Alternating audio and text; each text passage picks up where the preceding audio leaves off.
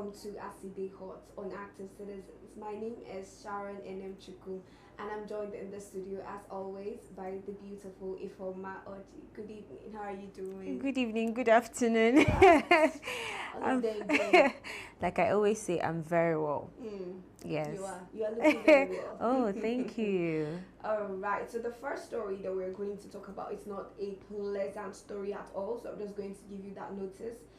It's the story of a young doctor who collapsed and died after a reported 72-hour shift.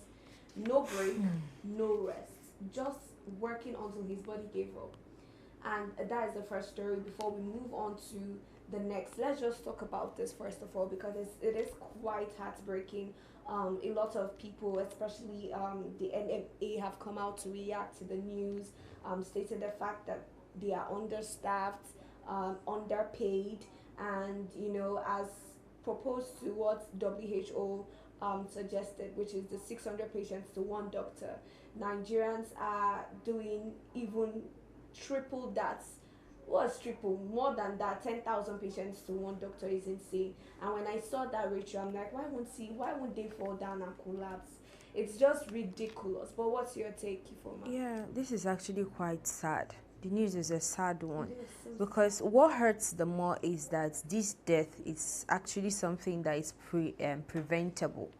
I mean, if there are more staff, more doctors, if these people are being compensated, both them and their families, and all these things are being put in place, more equipment put in place, I don't think we should be experiencing something like this. As a matter of fact, this is not even a heroic deed. You wouldn't say that this is a heroic deed, because for somebody to walk from morning to the end of the day, 24 hours, work another 24 hours, that's 48, and then 72 hours. Of course, your body would definitely decline. It is quite sad that even WHO is saying 600 patients per doctor. It is not even realizable. It doesn't even really make sense to me. It's not supposed to be so. These people are humans, and it pains me because these people, they didn't even die out of sickness or illness or disease, anything of that sort. It's because they were working themselves out till the point that their body couldn't even contain this thing. It's actually quite sad that is the system we are living in. Now, my question now is, since this has happened, and this is not the first time this is happening, to be honest, who do you think should be held responsible? The Ministry of Health, or I don't know, who do you think should be held responsible for this? Yes, first of all, the Ministry of Health, they should be held accountable, and then those people in charge of the hospital too, because I mean there is an extent. To say that too, yes, there's an extent you overwork people. They keep pointing to the federal government, but the hospital, why do you allow a doctor 3 days? Attending to exactly. And my pain there is that, was it last week that we were talking about a certain governor increasing the salaries or the allowances of doctors, and I was telling you something like that 500,000 naira that or more that it was increased to is not even enough. You can imagine when it was 200. Because these people, I have doctors as friends, and these people barely have time for themselves. They overwork and overstress themselves, and it's brain draining to actually see them. Yes, just talked about that, because now the fact that NMA came out to talk about the fact that doctors, nurses are leaving Nigeria in their numbers abroad because of the unfavorable conditions that we have over here, and why when people resign, when those people leave their position, it's left vacant. No, they don't employ doctors to fill up those positions. So that also now makes the work, puts a lot of pressure on the doctors that do stay back home to work for us. And now with the sudden death of this young man who said he went to take a recess break just to rest, and from that resting he went to be with his God. But there were some reforms that they promised us. There were some reforms in the healthcare that they said that they were going to enforce. What happened to those reforms? I keep telling you that all these things is just to make the news flashy and glossy. There is nothing more, because it's not today that our president have started to make the news flashy and glossy.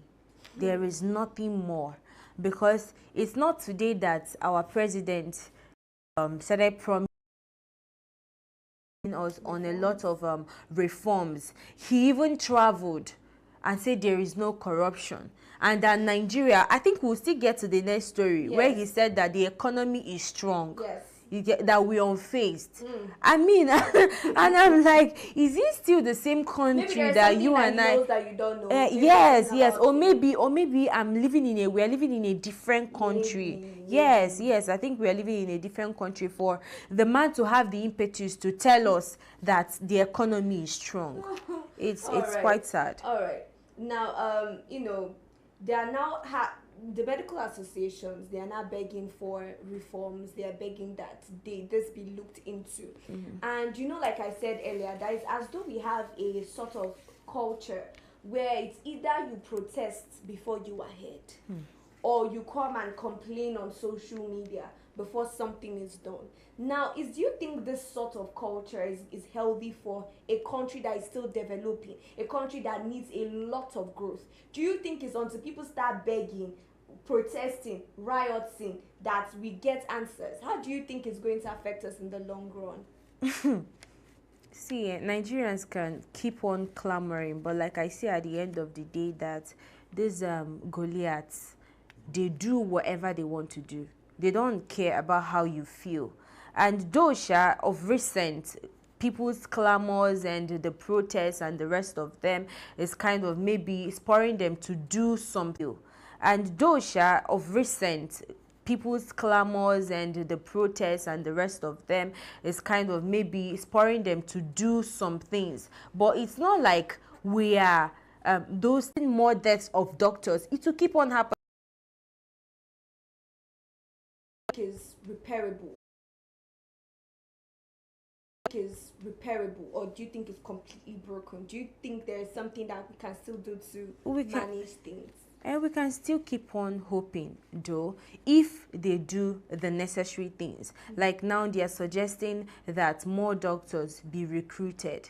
It should be a welcome development. It's something that they should look into. And then people should not, the doctors currently in the hospital, they should not be working triple shifts.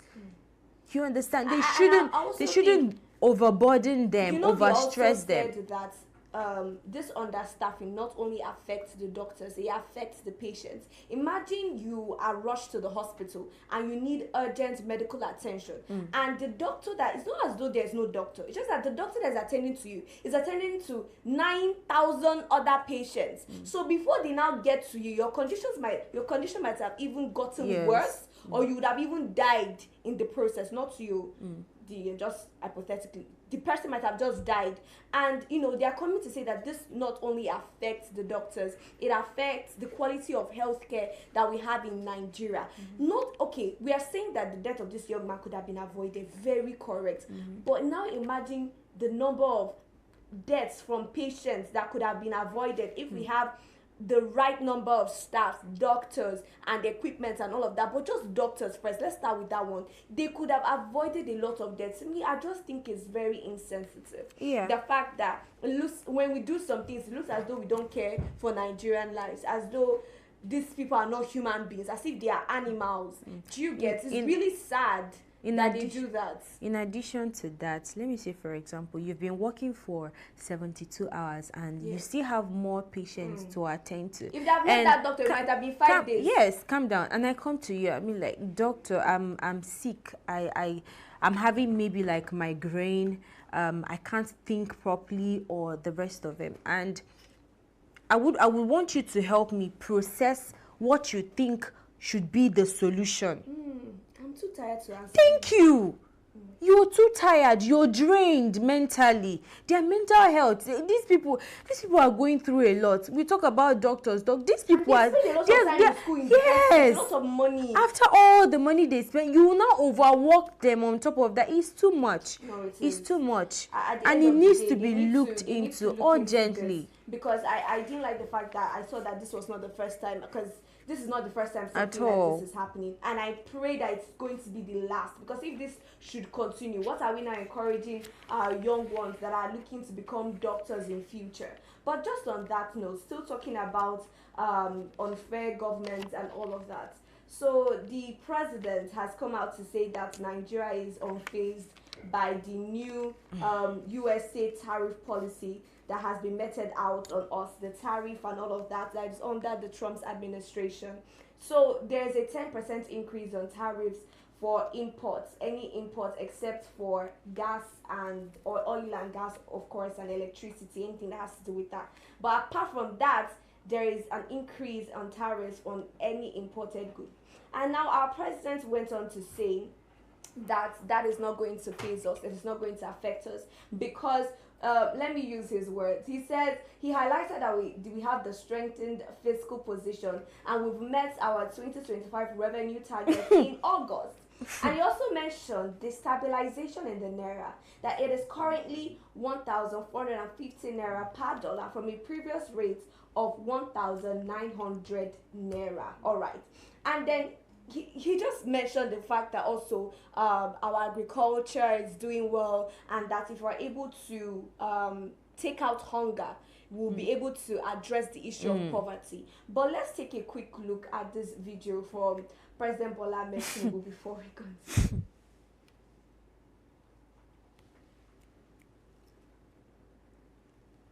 Volume.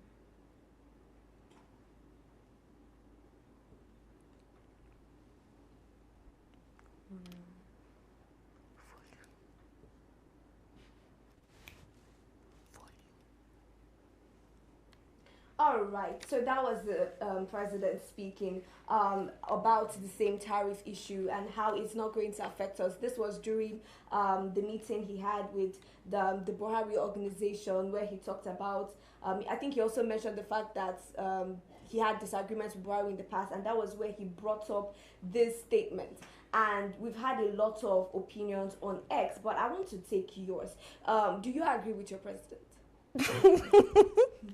this should I don't know why this man, every single time he comes out to speak, I'm always amused by the things he says, because I mean it's quite funny, because you're saying the economy is stable where? And then you know that dollar, he said 1,450. I was expecting 1,450 that is stabilized. Okay, let me say something here. I think Dangote actually commented on this. He actually said something like that Nigeria, compared to some countries like Algeria, which has been hit with 30% tariff, that Nigeria is even better, according to him. But let me go back to what your dear president was bragging about. I feel like that is just political bravado. That is exactly what it is. I mean, you want the Nigerians to, see like the economy is strong, both Nigerians inside and outside, and equally investors from other countries to see that you're not even you're unflinched with what the US president is saying, you get. But Mr. President, be careful, because if the US president placed 10% tariff on Nigerians, hold up, you will still see that they might increase it to 50%. By that time, you're going to cry hard. So don't brag on things that, I mean, we all know that number one. Many of you had to suffer the initial abuse and the fear. Definitely be under pressure. You understand? And not just that, if the central bank didn't come in by paying some of this money and kind of rescuing Naira, he won't be bragging the way he's bragging. right He's now. the one that's So he should hold on, because even though he's saying the economy is strong with the things he listed, he might be right too, according to him, because me, I'm not seeing anything like that. But at the same time, it does not take away the inflation in the country. It does not take away the fragility in the country. So the country is still feeble, is still fragile. So you should stop the brag. You know, this also brought to mind the fact that we as Nigerians and the economy that we have, we're at a very risky standpoint. Imagine a country with all our resources that is only dependent or majorly dependent on one sector, which is the oil and gas sector. And now, I don't know, do you think that this will maybe somehow open the eyes of the government to reduce their over dependency on oil and gas, to look out to other things? Although the president said, many of you had to suffer. Bringing machinization for large-scale farming and all of that, encouraging people to farm. But I still think that we are over-dependent on oil. But do you think this would be a wake-up call now for us? Yes, it is a wake-up call, because according to him, he said we are no longer that dependent on oil, but I am seeing a different thing altogether. He said, yes, just like you mentioned, agriculture, taxes and the rest of it, so it will kind of lessen the burden or dependence on the oil. But at the same time, we are still depending on oil, because if oil should be raised or decrease or decline, you will see that we'll go back to where we were before. You understand? So yes, this should actually serve as a wake-up call to him, not just him, to Nigerians at large, to the government. I mean, there are other avenues to to make revenue, rather than depending solely on oil, because even other countries depend on oil in this country. Yeah. Just finally on that one, now this tariff initially was it's to protect local industries, especially in the US, to protect people that produce and to make imported goods more expensive so that they can rely on locally produced goods, right? Now, for Nigerians, how do you think the government should go about protecting our local exporters, people that are going to be affected by this, those people that are exporting goods abroad? Okay, I think, can you come again? What I'm trying to say is, the initial plan, the initial reason why this tariff exactly on its own stands to protect the people, the locals, for example, the Americans that produce goods, so that the imported goods, for instance, from Nigeria will be expensive for them, and then they will be able to now go and patronize their local people that make things locally in the country there. This one is to protect Americans, okay? This is for Americans first, like Donald Trump would say. For us now as Nigerians, we have exporters, Obina in Alabama markets, exporter, Chidi, you know them. Now, how do you think we should protect these exporters in Nigeria that has been hit by this 15% tariff? I think at the end of the day, Nigerians are survivors, and they will definitely find a way around it. Some people will tell you that they rather go hard or they go home. So according to the president, he has said no shaking, that they should keep on bringing it. So Nigerians will definitely survive in the heat of I do think everything. we're going to feel the brunt of that. We'll definitely feel it, but like Dangote said, that other countries, their own is more, so that Nigeria is even better. So if other countries are surviving theirs, why shouldn't Nigeria survive theirs too? Hopefully. Thank you so much, Ifoma, on that. But just to wrap up with the show with an equally sad news. So, a US boy, 11 years old, has just been shot and confirmed dead after a doorbell prank on a neighbor.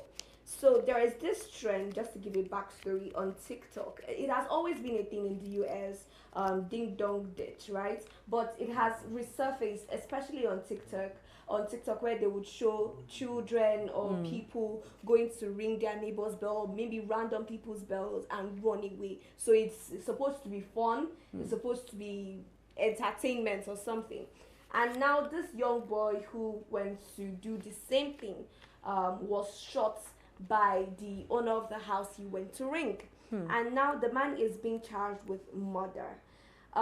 What's your take on that? Because this is quite sad for me, but what's your take? It's quite sad, and I commiserate with the family and friends of this boy. But it hurts because I don't see a reason whereby a little or childhood mischief should actually lead to death. It's not supposed to be so. I'm confused. Is it that the man did not see that it was a young boy? He clearly saw it. The thing there is that, in their country, every city, yes, they have guns. So it's more like at every given point, yes, provocation, they will fire at you. And you're firing at a little boy because he's just trying to exercise him being a child, play around with his friends. What happened to if you don't want him to knock on your door next time? I mean, you reprimand him. That's what you're supposed to do, rather than shooting at a small boy. Do you know if it's as if we are now normalizing insanity in this country. Violence is becoming a normal thing, that every given provocation, I mean, people always resort to raising arms, yes, violence, and hitting the other person, and it's quite sad. And this one is kind of the case of a small child who is just playing around. It is a sad situation. I tell you. I tried to wrap my head around it. I was trying to find out, was it at night, was it dark, but for the fact that he got his target, he aimed and he got at the back. Yes, and he got to the boy, right? He was not planning to miss. This man was not planning to miss. You just saw the image. How tall can you see the image of the boy? One small. It's not like he's a teenager. And it's not as though he came and he said, oh, I want to come into your house, and you felt threatened that he was going to rob you or something. This person was running away from you. I don't know the mental state. That's why I'm saying that this sounds like someone that has mental problem. Yeah, I think he has a mental problem. I don't know the mental states of the 42-year-old man. It's not even a small guy. A 42-year-old man who is supposed maybe has siblings or has nephews and people around him, young boys equally like this, and he ends up taking away the life of this young boy. It is so sad. Yeah, because of the fact that they are licensed to arms, like to guns, at every given opportunity, they aim and shoot to kill, and then they hide themselves or shield themselves under the self-defense laws, which is very bad, because that is what he's actually saying right now, that he was defending himself, defending yourself against a little boy that meant no harm. Seriously, I think that man should be severely punished, if you ask me. And if this is what we see, imagine what he might have done in the past or in secret that we know nothing of. But it's really sad, and I really hope that God strengthens the family of this young boy to withstand this storm. Anyways, thank you, Ifoma, for doing this with me. The stories that we treated today were not funny at all, so I understand. But thank you regardless. You're welcome. You're welcome always. Just the stories that are not pleasurable. To our viewers, remember that the comment section is yours. Share your opinions, your thoughts in the comments, and do also follow us across all social media platforms at Active Citizens. You can find me on my personal page on Instagram and Facebook at Sharon Chuku, and you, Ifoma. You can find me on Facebook at Oji Sophia and on Instagram at Miss Alex. Alright, so till we see you this evening for Active Citizens Parliament, Bye. Have a good afternoon.